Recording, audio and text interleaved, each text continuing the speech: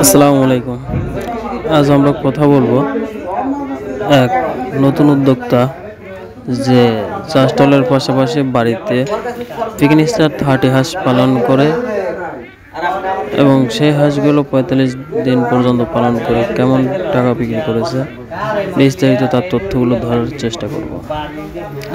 চা স্টলের চালানোর পাশাপাশি অবসর যতটুকু সময় পাইত সেই সময়গুলোকে কাজে লাগিয়ে বাড়িতে একটি চিকেন স্টার 30 হাঁসের খামার তৈরি করে এবং তিনি 200 হাঁসের বাচ্চা কিনে শুরু করে তার খামার।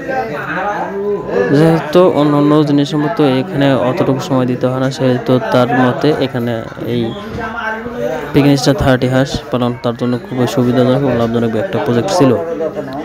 তার কাছ থেকে আমরা আলোচনা করে যতটুকু জানতে পেরেছি যে চিকেন স্টার 30 হাঁসের রোগ বালাইটা খুবই কম এবং তিনি এই টোটাল হাঁসের বাচ্চা কিনেছিল 100 টাকা পিস হিসেবে।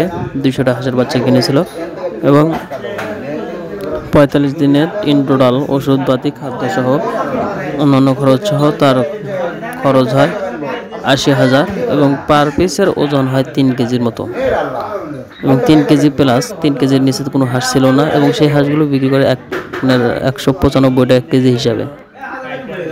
সেখান থেকে তার হিসাবে অনুযায়ী তার 45 দিনের লাভ হয় 35 থেকে 36,000 টাকা।